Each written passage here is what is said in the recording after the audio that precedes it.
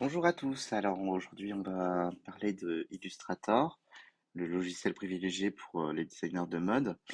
Alors, on se retrouve du coup sur Illustrator pour créer un nouveau document et pour commencer un peu le dessin à plat.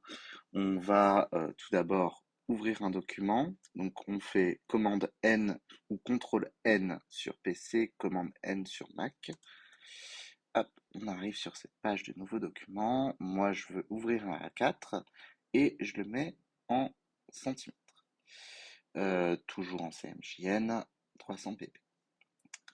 Alors, je vais vous présenter les différents outils d'Illustrator, ceux qui nous seront utiles pour le dessin à plat. Alors, le principal outil qu'on va utiliser, c'est l'outil plume. L'outil plume, alors, on a une petite plume qui apparaît. Il faut s'assurer de ne pas être en majuscule parce que sinon ça fait une croix. Euh, Alors, on va déjà faire un point. Là, on a déjà un point de vecteur qui apparaît.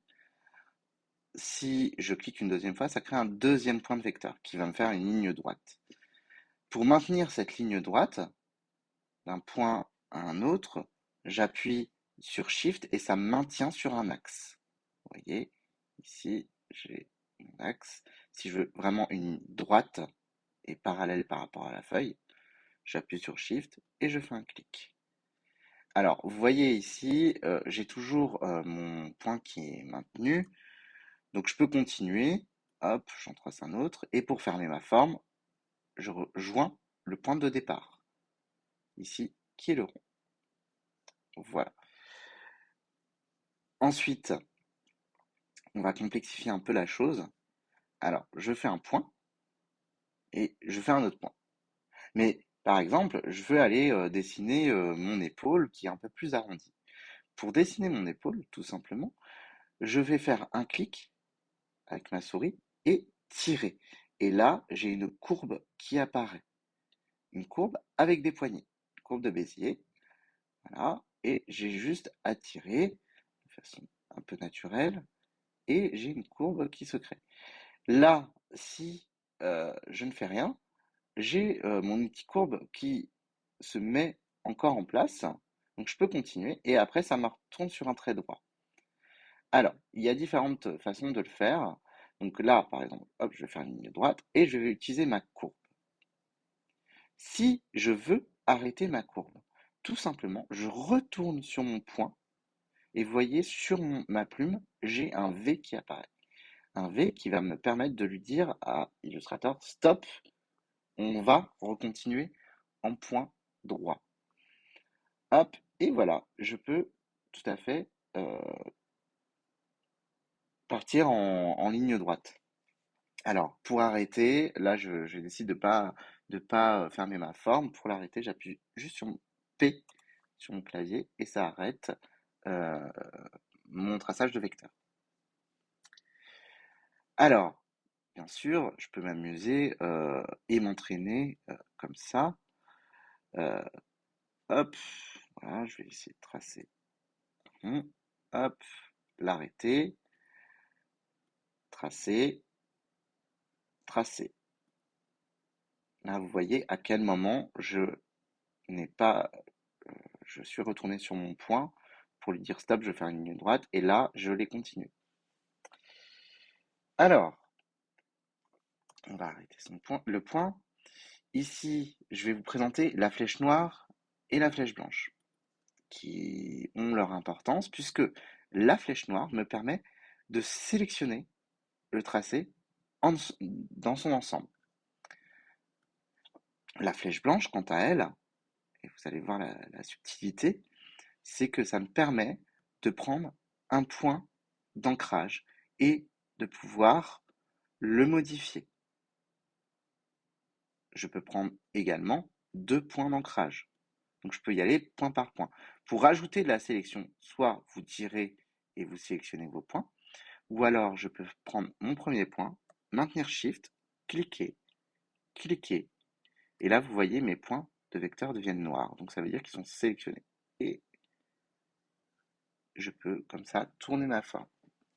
J'ai bien sûr également dans mes outils l'outil d'ellipse qui va me permettre de faire mes boutons. Alors pour maintenir l'homothétie, c'est-à-dire garder les proportions, j'appuie sur Shift. J'ai bien sûr sous cet outil d'ellipse l'outil rectangle. Si je maintiens appuyé, j'ai l'outil rectangle qui apparaît. Pour dupliquer une forme, parce que ça peut m'arriver par exemple quand je vais faire des boutons de le dupliquer, hop, on va s'en faire un petit tracé, faire semblant qu'on va préparer une patte de boutonnage avec un boutonnage, donc avec un bouton. Alors voici mon bouton. Je vais prendre ma flèche noire et je vais appuyer sur Alt et glisser Alt qui me permet de copier. Vous voyez, ça me fait une double flèche. Et si je maintiens Shift, ça maintient pareil sur le même axe. Donc je fais Option sur Mac ou Alt pour copier et Shift maintenu. Et je relâche mon clic, mais je maintiens toujours mon Alt et mon Shift, ou mon Option et mon Shift. Et seulement après, je relâche. Sinon, vous allez vous retrouver dans cette situation suivante où, regardez, hop, je perds complètement ma forme. Alors, il y a une autre boîte d'outils et je vous montrerai après comment copier à une certaine distance. Alors, il y a une autre boîte d'outils qui est intéressante euh, pour nous, c'est le contour et la couleur. Alors, vous voyez ici, j'ai mon fond qui est derrière et mon contour. Mon contour qui est toujours signalé par une couleur autour d'un carré gris. Alors, pour avoir la même fenêtre de travail que moi je travaille toujours en classique. Donc je vais dans Fenêtre, Menu, Fenêtre, Espace de travail, les indispensables classiques. Alors, je peux demander ici, alors là vous avez la même boîte d'outils ici et ici. Je vais lui dire, ben, tout compte fait, je veux un contour rouge et je veux un fond vert. Voilà, tout simplement. Je peux également demander, alors je vais enlever, là c'est, vous voyez quand c'est barré c'est 100. Hop, je veux pas de fond. Je peux également changer ici dans mon contour mon épaisseur de ma forme, de mon vecteur. Je peux également, et là vous le trouverez dans l'outil contour, donc si vous double-cliquez ici, vous avez accès au même outil. Hein. Alors, dans mon outil contour, je peux lui dire, attention, Illustrator, là je veux me faire des surpiqûres. Hop, tout simplement, je clique sur pointillé. Et là, je vais aller chercher mes pointillés. Alors, je vais mettre, je sais pas, 0,75 en tiret et 0,75 en espace. Et lui, il va faire le calcul tout seul et il va du coup me gérer l'espace blanc. Alors, je peux mettre par exemple 1 ici et vous voyez, ça agrandit mon tiret et là, ça, je peux gérer ici mon espace. Donc là, je vais lui dire 0,5. Voilà.